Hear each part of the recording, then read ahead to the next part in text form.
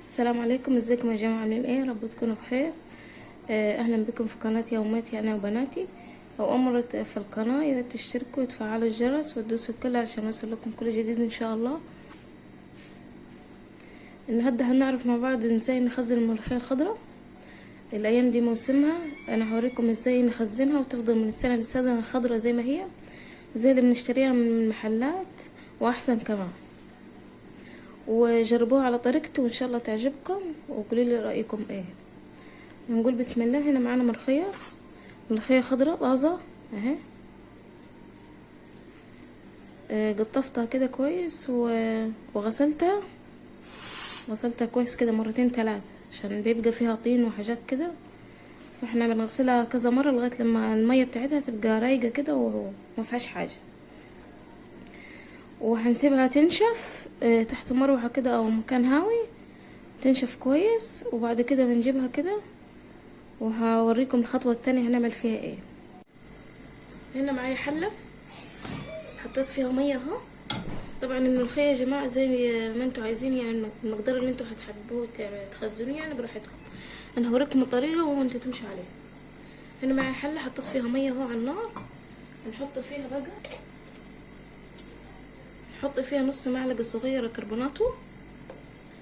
كربوناتو ده عشان يخليها خضرة ما تسودش منك،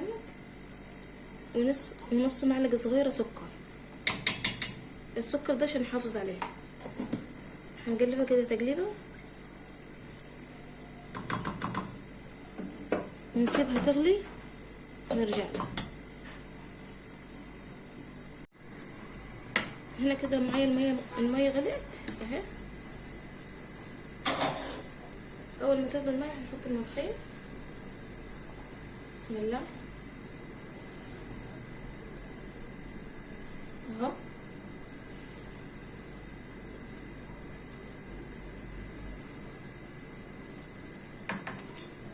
وننزل كده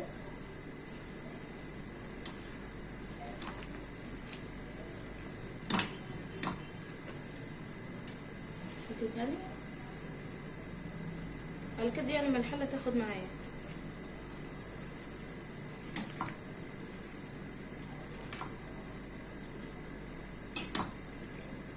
اهو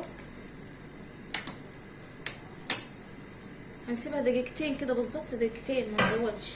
هنا طبعا هكون محضرة شوية مية مثلجة اوريكم. هنا معايا مية ساقعة جنب الحلة اهو، مية تكون مثلجة. اول ما هنطلع من هنا هنحط في المية على طول. اوريكم ازاي. نقلب كده، منخليهاش كتير يا جماعة عشان متتهريش اهو. لازم يكون معاكي مصفاية كده، يعني حاجة تكون بتصفي الملوخية من المية. يدوب كده تقلبتين وهنطلع على طول في المية الساقعة.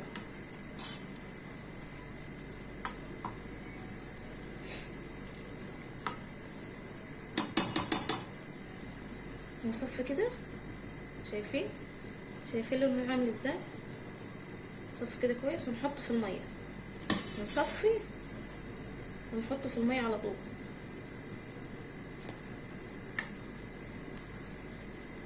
نوطي بس شوية النار عشان ما تقعدش تغلي اهو. شايفين لونها ازاي عامل. نحطه في المية كده على طول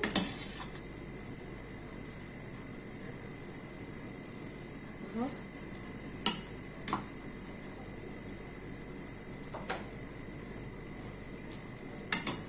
متخلوهاش كتير يا جماعة عشان ما تتهريش، بس يا دوب كده نسقطها في المية اللي بتغلي وتمام. ونحطها في المية المتلج عشان تاخد صدمة كده وما تتهريش منك ولا تسوي كده. دي الخطوة التانية.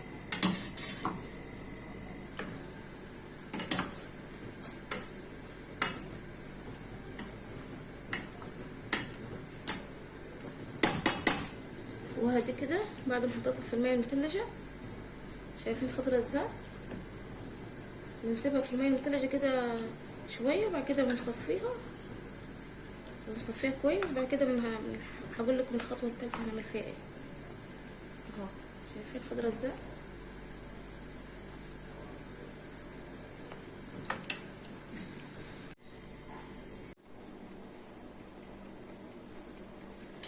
كده رجعت لكم بعد ما بردت خالص وصفيتها اهو. صفيتها كويس في مصفايه وسبتها تبرد. شايفين شكلها عامل ازاي، خضرة ازاي اهو.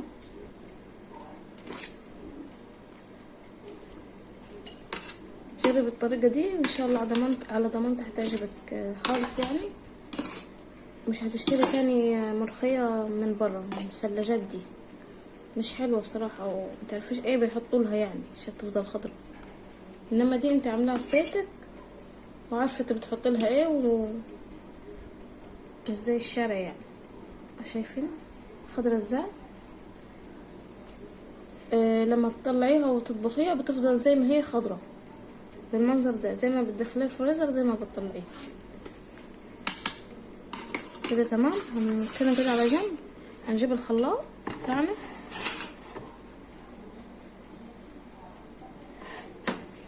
ونحط في الملوخية. لو ما عندكش خلاط حط في الكبة اهو.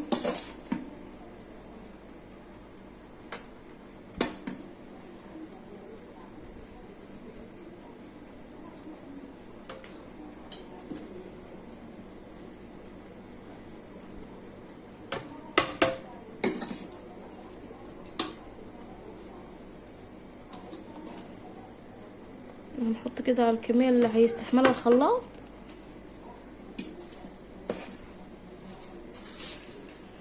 اهو. بس كده بالشكل ده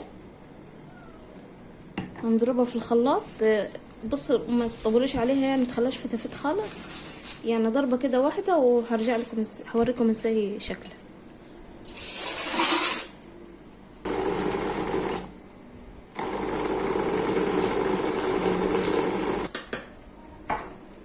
وصلنا كده المرحلة دي هوريكم ازاي شكلها اهو.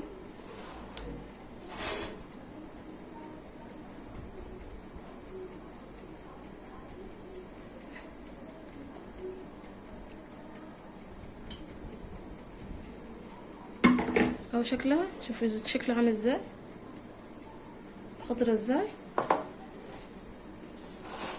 اهو.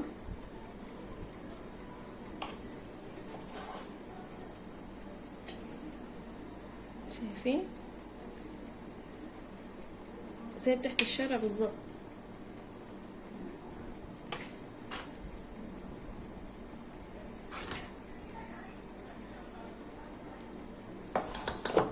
نخلط بقية الكمية.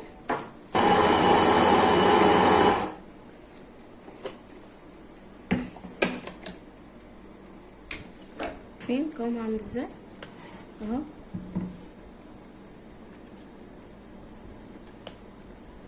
شايفين خضرة ازاي. بس كده تمام خلصت.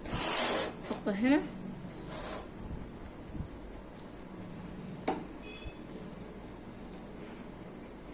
هنا اكون محضره كيس ثلاجة. كيس ثلاجة اللي هي العادية الشفافة دي هنحط فيها. بسم الله ونحط.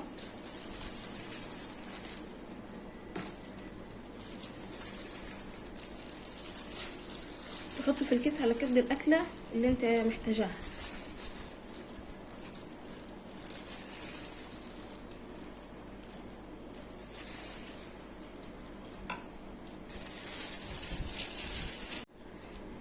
ودي شكلها بعد ما خلصت اهي.